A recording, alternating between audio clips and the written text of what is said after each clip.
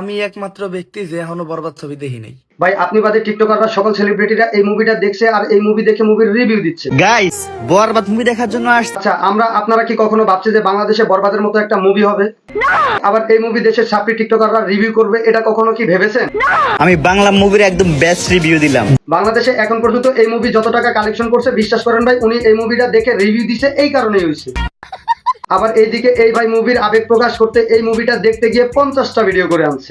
বরবাদ movie দেখতে আইসা বরবাদ movie দেখে কে কি শিখছে জানেন? গাইস বরবাদ মুভি দেখে মনে হয় না বরবাদ মুভি দেখার জন্য আসছি, অনলাইনে টিকিটও কাটছি।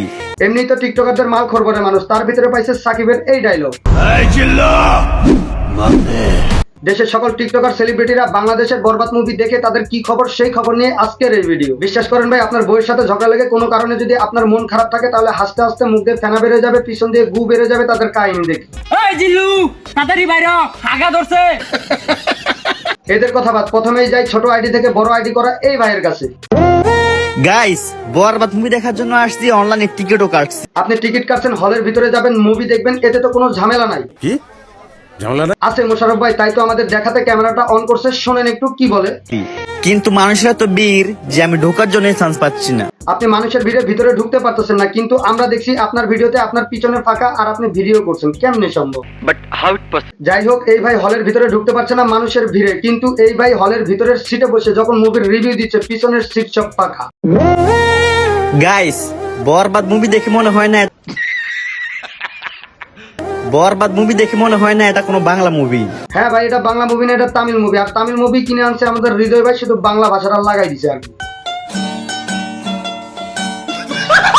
ভাই আমার কথা হচ্ছে, তোরা টিকটকার, তোরা টিকটকে থাকবি, আমাদের কোনো আপত্তি নাই, কিন্তু আমাদের মতো সিনেমা হলে গিয়ে সিনেমা দেখে সিনেমার রিভিউ দিবি টিকটকে, এইটা আবার কেমন কথা? আমার এই কথার প্রতিবাদে আগামীকাল থেকে বাংলাদেশের সকল টিকটকারদের মুভি দেখানো হবে বিনা পয়সায়। একদিকে সবাই বলে এদের মালখোর, এই কথা তোরক্কা না করে এইদিকে আবার প্রেমের জন্য পাগলামো করছে।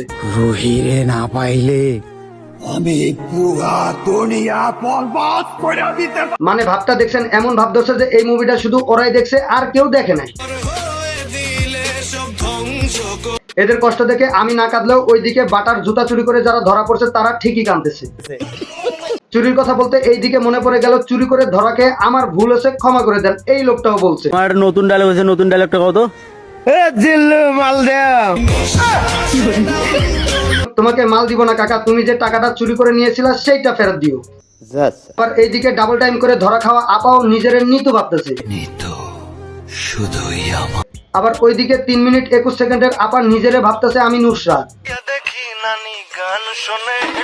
এক কথা বলতে যেগুলো একটু শান্তশিষ্ট টাইপের সেগুলা নিতুর ভান ধরছে, আর যেগুলো একটু দুষ্ট টাইপের সেগুলা নুসরাতের ভান ধরছে। প্রতিটা টিকটকার এই বরবাদ মুভি দেখার পরে একটা জিনিসই শিখছে, মানে ওরা সবাই এই একটা জিনিসই শিখছে। একটা জিনিসই শিখতে পারলাম এই বরবাদ সিনেমা দেখে, একটা জিনিসই শিখলাম। বরবাদ মুভি দেখে কে কি শিখছে জানি না, কিন্তু আমি একটা জিনিস। তবে সবার শিখার বিষয়টা কিন্তু আলাদা আলাদা টাইপের ছিল। একটা কথা মনে পড়লো, বাংলাদেশে ওই যে আম্বানি পরিবার আছে না, মানে ওই সেই আম্বানি ও তার আম্বানির বউ মিলে বাংলাদেশের বরবাদ মুভি দেখে ভালোবাসার প্রকাশ করতেছে টিকটকে। মন থেকে দোয়া করি আপনাদের এই ভালোবাসা অনেক দূর এগিয়ে যাক, যেতে যেতে পাবনা চলে যাক, যাতে ইনার মতো পাগল হয়ে যান। ব্যাকগ্রাউন্ড মিউজিকটা দিল ডাটো ক্যাশ ও বেবি কুটিলা বেলেরি setting and ladies and gentleman I am a bad boy and you মানে মুভিটা কিভাবে শুটিং করা হয়েছে সেটা বললো আর কি।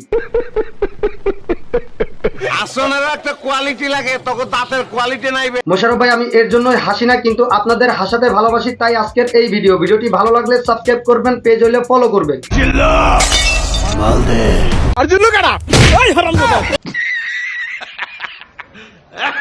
সো এই ছিল আজকের এই ভিডিওটি কেমন হলো কমেন্ট করে জানাবেন, ভালো লাগলে লাইক দিবেন, আর হ্যাঁ চাইলে অবশ্যই এই জায়গায় চাপ দিয়ে চ্যানেলটি সাবস্ক্রাইব করতে পারেন, পেজ হলে ফলো করতে পারেন। দেখা হচ্ছে নতুন আরেকটি ভিডিওতে, ততক্ষণ আপনারা ভালো থাকুন, সুস্থ থাকুন, আল্লাহ হাফেজ।